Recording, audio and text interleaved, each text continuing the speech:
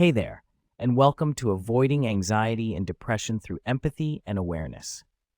I'm Norris DiPaolo, and I'm so glad you're here. If you've ever struggled with stress, feelings of loneliness, or just that constant pressure from life, you're not alone. This course is all about giving you practical tools to not only understand your own emotions, but also build deeper connections with others. We're going to talk about self-compassion, setting boundaries, and how to create positive relationships, both online and offline. By the end of this journey, you'll have real strategies to help you feel more balanced, connected, and in control of your mental well-being. Let's get started. Module 1, the link between isolation and mental health.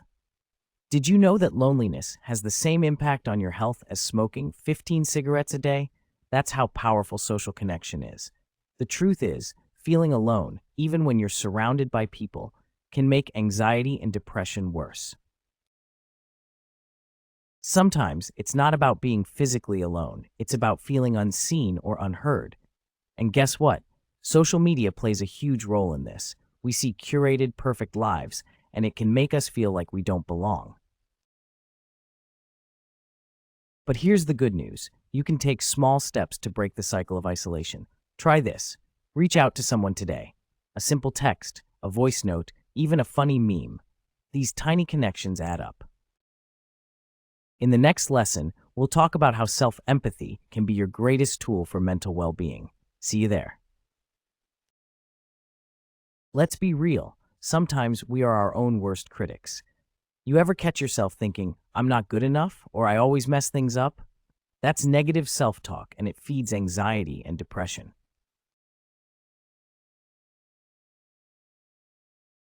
So how do we change this? It starts with self-empathy, treating yourself the way you would treat a good friend. Imagine your best friend is struggling.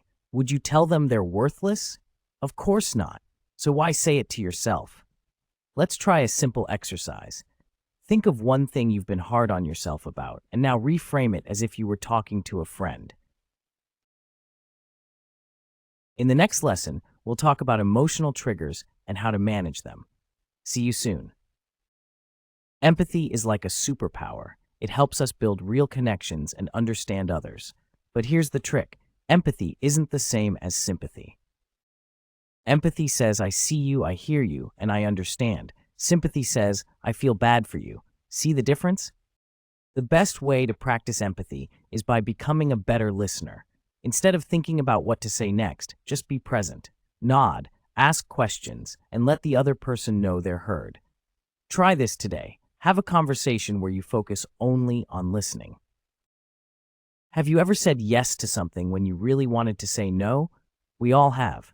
But constantly saying yes at the expense of our well-being leads to burnout. Next up, we'll talk about setting boundaries, because empathy without boundaries can lead to burnout. Setting boundaries isn't selfish, it's necessary. The key is to be clear, kind, and firm. Instead of saying, I don't want to disappoint you, try appreciate you asking, but I can't commit to that right now. See? Respectful and firm. In the next module, we'll dive into digital empathy and how to protect our mental health online. Let's face it, social media is both a blessing and a curse. It connects us, but it also brings negativity, comparison, and cyberbullying. So how do we make social media a healthier place? First, set boundaries. Limit your screen time and unfollow accounts that make you feel bad. Second, spread positivity. One kind comment can change someone's day. Next, we'll explore mindfulness and gratitude, two powerful tools for emotional balance. Ever feel like your mind is stuck in the past or racing toward the future? That's where mindfulness comes in. It brings you back to now. A simple trick. Take a deep breath and name 5 things you can see, 4 things you can touch, 3 things you hear, 2 things you smell, and 1 thing you taste. This brings you into the moment. Gratitude is another game changer.